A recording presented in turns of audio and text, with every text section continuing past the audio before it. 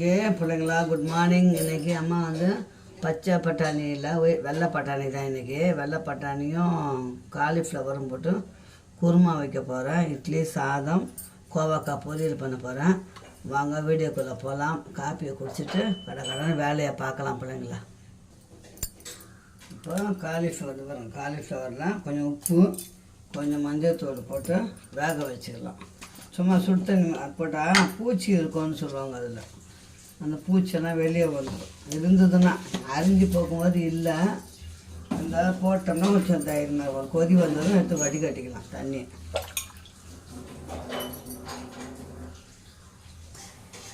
இப்போ காலிஃப்ளவர் வந்து நல்லா கொதிக்குது பாருங்கள். கொதிக்குது, எடுத்து வடிகட்டிக்கலாம். நம்ம குருமாவுக்கு தேவையான வதக்கி அரைச்சிடலாம்.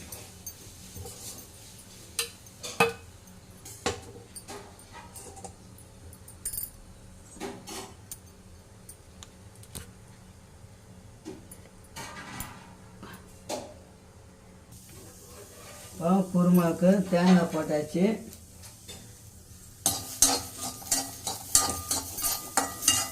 தேங்காய் கொஞ்சம் சூடு பண்ணி வைத்தோம்னா ராத்திரி வரைக்கும் குழம்பு கெடாமல் இருக்கும்.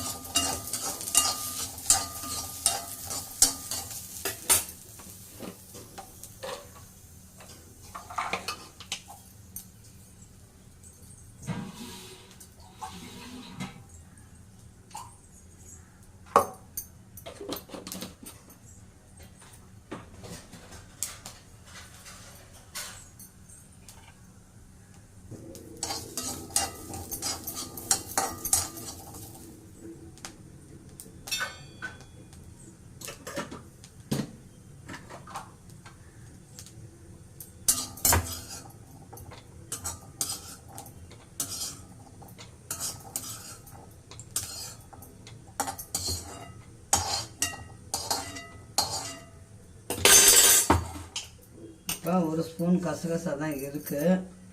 கொஞ்சம் சோம்பு,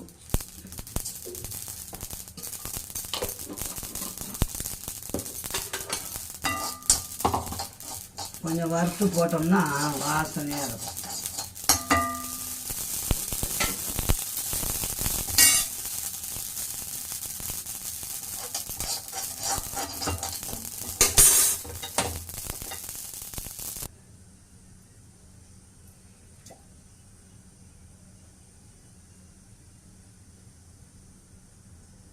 குருமாக்கு மசாலா அரைக்கிறதுக்கு இஞ்சி ஒரு பீஸ், இஞ்சி ஒரு விரல் சைஸு, ஒரு கட்டி பூண்டு,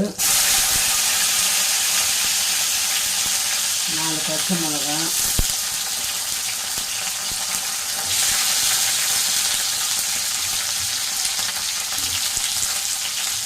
வெங்காயம் 2 வெங்காயம், 2 தக்காளி. இப்போ இதை வந்து நல்லா வதக்கிடணும். நல்லா வதக்கிட்டு நம்ம இப்போ பட்டாணியும் வெந்து போச்சு. இதில் காலிஃப்ளவர் ஒரு கொதிக்க வச்சுட்டோம். அவ்வளோதான். இப்போ சட்டுன்னு குருமா காய்ச்சினா ஒரு 5 முந்திரி ஊற வச்சுக்கோங்க. தேங்காய் கூட போட்டு அரைக்கிறதுக்கு. அவ்வளோதான் பிள்ளைங்களா. இது நல்லா வதங்கி வச்சு ஆற விட்டு அரைச்சி வந்துடும்.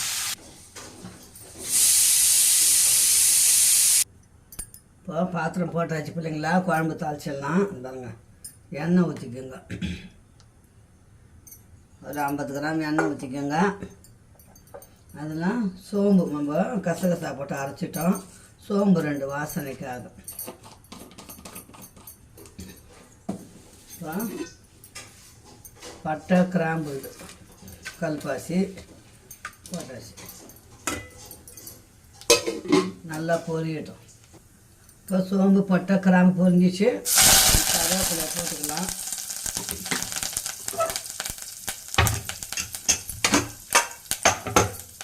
வருங்க, பட்டாணி வெந்துச்சு. அதை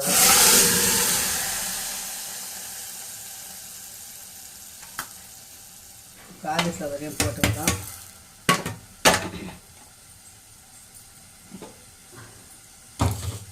இது தேங்காய் கூட வந்து தேங்காய், பச்சை மிளகாய், இஞ்சி, பூண்டு, தக்காளி வதக்கணும் இல்லைங்களா. அது வருங்க. இது கூட தேவையான உப்பு போட்டலாம். உப்பு கம்மியாகவே போடுங்க. அப்புறமா அப்புறம் மசாலா அரைச்சி பார்த்திங்கன்னா அதை ஊற்றிக்கலாம்.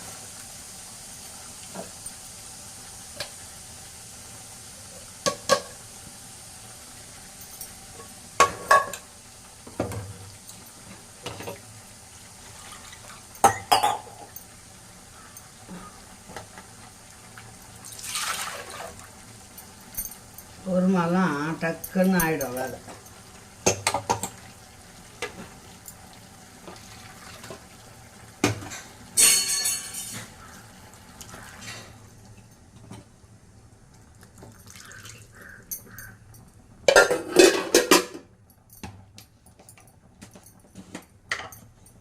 காலிஃப்ளவர் பட்டாணி குருமா. பச்சை மிளகா போட்டுக்கிறதால கொஞ்சமாக மிளகாத்தூள் போடுங்க, ரொம்ப மிளகாத்தூள் போட வேண்டாம். காரம் இருந்தாலும் குழம்பு ரொம்ப டேஸ்ட்டு கம்மியாகிடும்.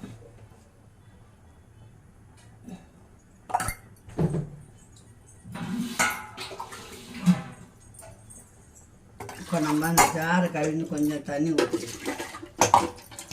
முந்திரி போட்டதால் குழம்பு வந்து திக்னஸ்ஸாக இருக்கும். காலையில் நேரத்தில் மட்டும் எதுவுமே செய்ய முடியாதுங்க.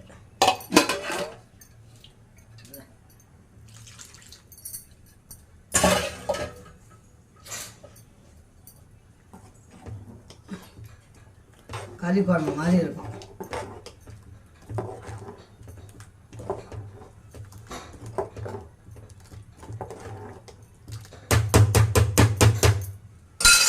சூப்பரான காலிஃப்ளவரும் பட்டாணி குருமா. கறி மசால் பொடி கொஞ்சம் போடலாம்.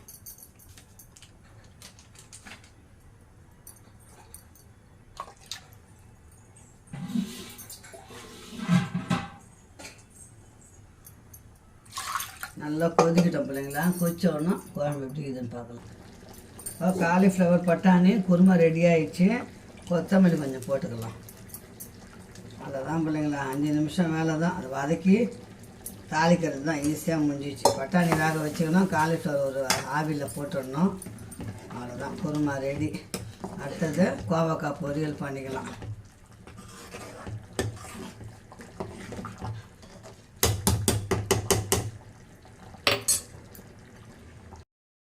ஹலோ, குட் மார்னிங் செல்ல பிள்ளைங்களா. அம்மா வந்து குழம்பு வச்சு இறக்கிட்டேன். இப்போது கோவக்காய் பொரியல் பண்ண போகிறேன். அது தொட்டுக்கிறதுக்கு கொஞ்சமாக எண்ணெய் ஊற்றிக்கலாம். கொஞ்சம் எண்ணெய் தான் ஊற்றுறேன், சும்மா ஒரு 2 ஸ்பூன் கூட இருக்காது, கம்மி தான்.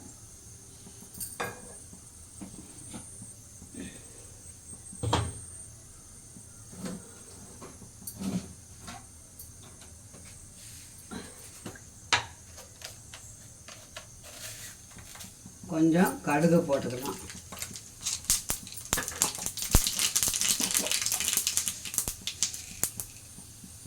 உளுத்தம்பருப்பு கொஞ்சம் போட்டுக்கலாம்.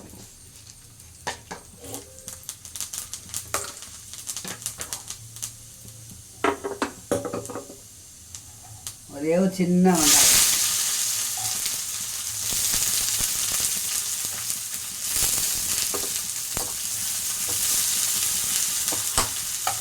இந்த கோவக்காய் பொரியலுக்கு அம்மா வந்து இந்த பாருங்க, சீரகம், பூண்டு,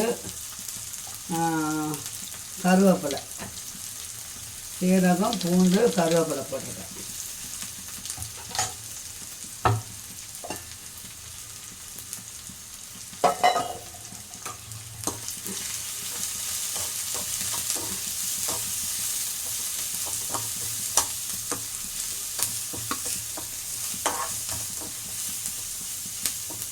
இப்போ இந்த மாதிரி அரிஞ்சு வச்சுருக்க பாவக்காவை அதில் போட்டுருங்க. சிம்பிளாக இருக்கிற மாதிரி தான் இருக்கும் பொரியலும், டேஸ்ட்டாக இருக்கும்.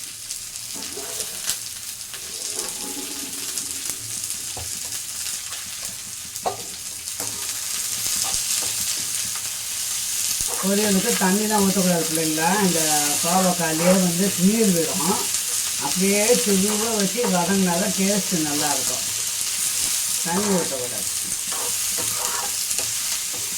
சுகருக்கு நல்லது, ஹார்ட்டுக்கு நல்லது, ரத்த ஓட்டத்துக்கு நல்லது, ரத்த சோகன்றாங்கல்ல, அதுக்கெல்லாம் இந்த கோவக்காய் பொரியல் சாப்பிட்டா ரத்த சோகை எல்லாம் போயிடும். நான் வாரத்தில் 1 நாள் 2 நாள் கூட செஞ்சிடும் பிள்ளைங்க இந்த பொரியல். கொஞ்சமாக உப்பு தாங்காது, கொஞ்சமாக உப்பு போட்டுக்கோங்க.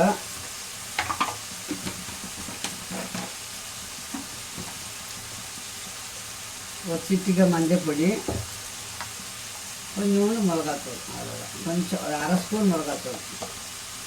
குழந்தைங்க சாப்பிட்ற மாதிரி தான், காரம் ரொம்ப போடக்கூடாது இல்லைங்களா. அவ்வளோதான். அப்படியே சிறுவாக விட்டோம்னா நல்லா வெந்துடும்.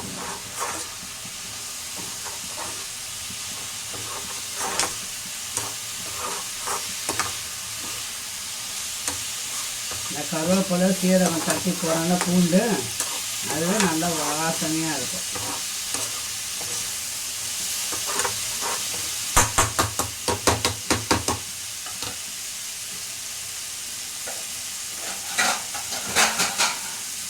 அப்படியே சிறுவாக வேக வச்சிடலாம். வெந்த அப்புறம் காட்டுறேன்.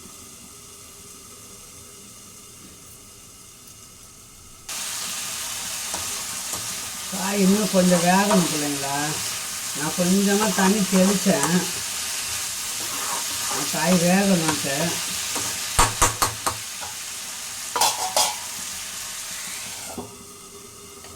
இன்னும் 2 நிமிஷம் அப்படியே வேகும்.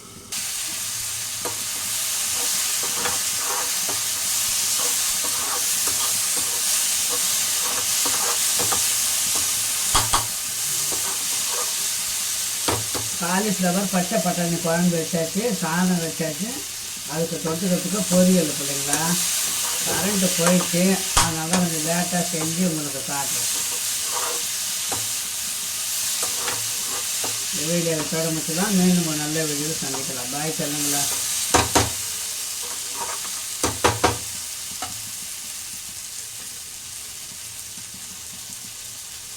சூப்பரான கோவக்காய் பொரியல் ரெடி ஆயிடுச்சு. பாய்.